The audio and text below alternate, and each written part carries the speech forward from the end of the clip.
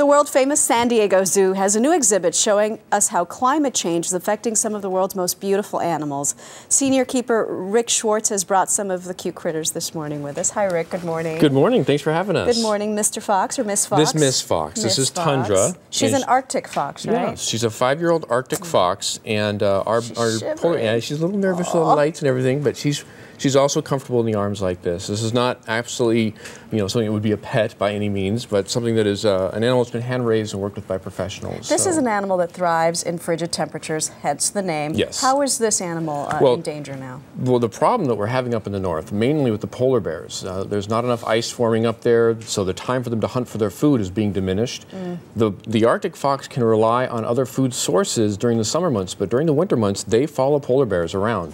Anybody who's seen any footage of polar bears in the wild, we always see Arctic foxes chasing after them to get all the scraps, basically the leftover food. So there's a very important relationship there with that.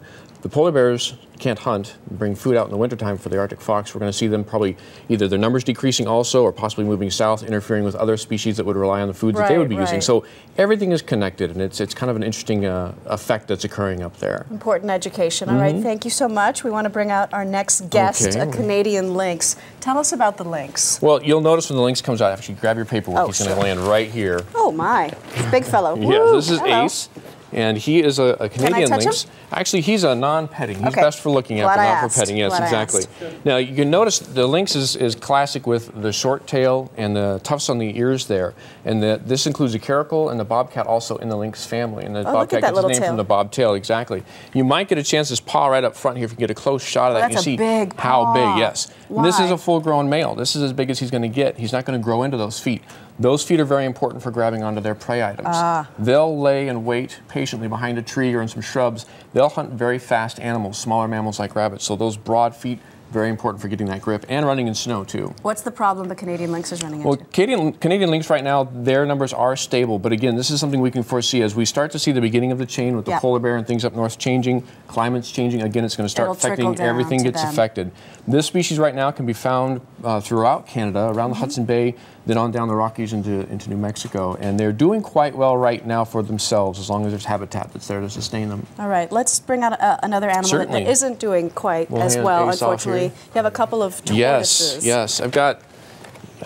These are pettable. These are pettable, yes. Yeah, much better. Now, you look at these, and a lot of people, I see these in the pet store all the time. What's the big deal? These are critically endangered species. When an animal hits critically endangered, all the bells and whistles and red lights go off. What's happening? Why is it critically endangered? Well, there's two things. We have the Madagascar spider tortoise. It gets its name from the nice spider pattern all over its back. Beautiful. And the Burmese star tortoise right there.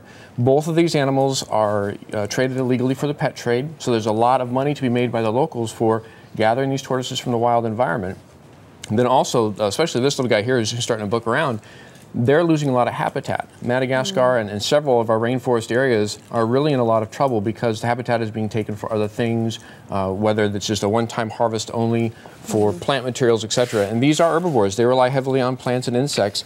And we don't think about it sometimes, how affecting one thing can affect everything, but it really will make a difference. These are still young, right? Yes. How big will they get? This one is 6 years old. He's just about full grown, believe it or not. And this one is only 2. He'll get a little bit bigger, a little bit taller, a little bit wider.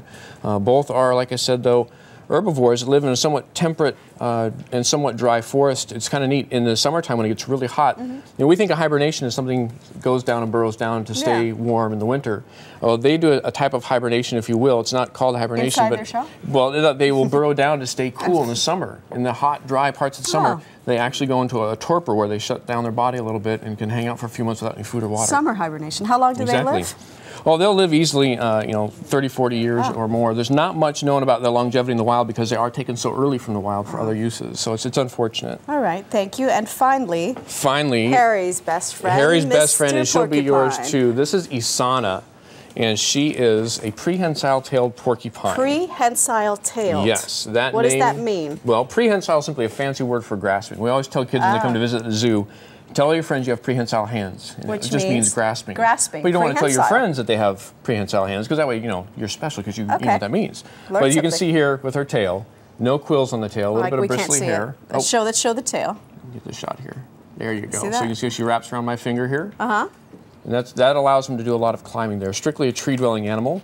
They will come down for going from one tree to another tree, but that's too dangerous for them. So they would rather stay up in the trees. You can see these quills. Now, there's a big myth about quills, that they can shoot their quills. They cannot. It's they're barbed, so they go into the animal that actually is trying to get them, and they come out automatically. All right. Thanks, Rick. I'm sorry. We got to leave it there. That's all right. That's all right. Thanks for having us.